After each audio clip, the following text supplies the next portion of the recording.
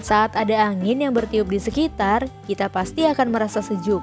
Walaupun tidak kelihatan, angin bisa menggerakkan daun-daun di pohon. Angin sendiri merupakan udara yang bergerak. Udara di bumi terdiri dari miliaran partikel, termasuk oksigen dan nitrogen.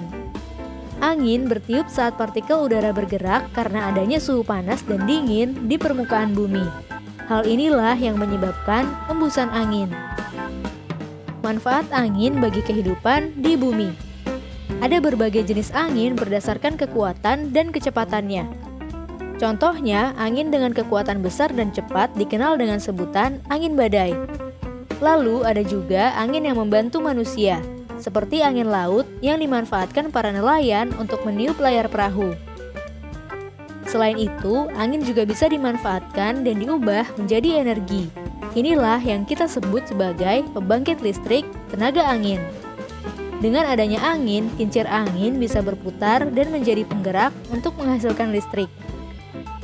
Apa jadinya kalau di bumi tidak ada angin? Angin ternyata membawa banyak manfaat untuk kehidupan di bumi. Maka itu, kalau tidak ada angin, pastinya akan ada banyak perubahan besar. Angin berguna membantu polusi udara tidak menumpuk di satu tempat. Kalau tidak ada angin, area yang banyak polusi udara pastinya punya kualitas udara yang buruk dan tidak sehat. Selain itu, kalau tidak ada angin, negara-negara di ekuator akan mengalami cuaca yang lebih panas. Sementara negara-negara di kutub utara dan kutub selatan mengalami cuaca yang lebih dingin. Hal ini terjadi karena panas dari ekuator tidak bisa terbawa ke wilayah kutub bumi. Tidak adanya angin juga membuat para nelayan tidak bisa berlayar. Anak-anak seusia kita juga tidak bisa bermain dan menerbangkan layang-layang. Tidak hanya itu, burung-burung juga tidak bisa terbang dengan bebas. Tanpa angin, burung tidak punya gaya angkat dan harus menggerakkan sayapnya terus-menerus.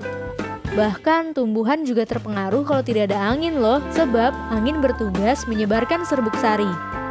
Kalau tidak ada angin, serbuk sari tidak bisa terbang ke bunga lain, sehingga tumbuhan tidak bisa berkembang biak. Wah, ternyata angin punya banyak manfaat untuk kehidupan. Kita mulai dari angin puting beliung ya, Bedikers. Menurut Badan Meteorologi, Klimatologi, dan Geofisika atau BMKG, puting beliung merupakan angin kencang yang berputar-putar membentuk pusaran. Puting beliung juga disebut sebagai tornado mini oleh orang Indonesia, sebab hanya memiliki kecepatan sekitar 34,8 knot atau sekitar 64 km per jam. Sedangkan tornado memiliki kecepatan hingga 32 km per jam. Selain itu, puting beliung juga tak berlangsung lama, meskipun tetap memiliki diameter hingga ratusan meter dan berbentuk corong sama seperti tornado. Hanya berkisar antar 3 hingga 5 menit saja, lalu perlahan menghilang. Ya, paling lama sih 10 menit. Biasanya, BMKG telah mendeteksi kehadiran puting beliung 1 atau setengah jam sebelumnya. Lalu ada angin topan. Angin yang berputar kencang hingga mencapai 120 km per jam. Bahkan bisa menembus 250 km per jam loh Bedegers. Angin topan sering terjadi di laut dan bergerak mendekati daratan. Bentuknya pun serupa puting beliung, yakni menyerupai corong raksasa. Tak hanya itu, angin topan juga akan disertai sambaran petir dan membuat gelombang air laut. So Bedegers, sampai di sini udah paham kan perbedaan antara puting beliung, angin kencang, dan topan? Ya, paling mudah sih dengan mengetahui kecepatannya dulu, habis itu melihat bentuk pusaran atau fenomena alam yang terjadi.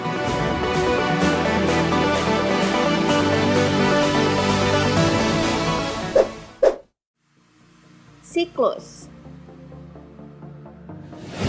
Selanjutnya kita membahas soal siklus.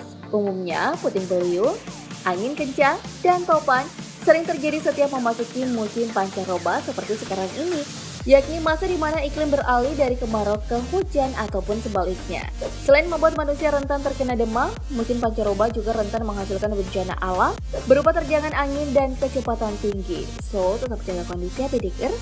Kata BMKG nih, puting beliung gak punya siklus layaknya hujan terbentuk. Tapi puting beliung sering terjadi saat siang maupun sore hari. Bedikers tahu kan awan cumulonimbus?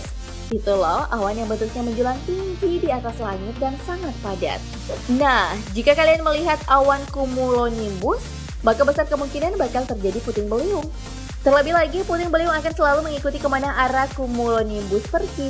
Selain itu, terdapat beberapa fenomena alam lain sebagai penanda kehadiran puting beliung. Pertama, awan cumulonimbus akan cepat berubah warna menjadi hitam gelap. Udara sekitar seketika terasa sangat dingin, terdengar dentuman suara petir yang sangat menggelegar, hingga pohon akan bergoyang secara cepat. Terkhusus di musim penghujan nih Bedegers, jika dalam 1 hingga 3 hari tak ada hujan, maka akan terjadi hujan badai sebelum kehadiran puting beliung. Untuk angin kencang sendiri, karena tak memiliki bentuk dan kebanyakan terjadi akibat badai hujan yang ada di laut, kita hanya bisa mendeteksi kehadiran angin kencang dengan melihat awan. Apabila awan membentuk gumpalan besar dan bertumpuk seperti kol, maka bisa saja itu pertanda akan terjadi angin kencang. Terlebih jika awan tersebut telah berubah warna menjadi hitam gelap. Maka bersiaplah Bedegers untuk menyambut kehadiran angin dengan kecepatan ratusan kilometer per jam. Begitupun dengan angin topan, kita dapat mengenali kehadirannya jika melihat awan cumulonimbus yang berubah warna menjadi hitam dan disertai petir. Meski sering terjadi pada musim pancaroba, tak jarang ditemukan angin topan terjadi ketika musim kemarau juga loh.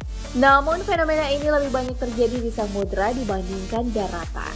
Makanya nih Bedegers, sangat mudah mendeteksi kemunculan angin topan di laut dibandingkan daratan.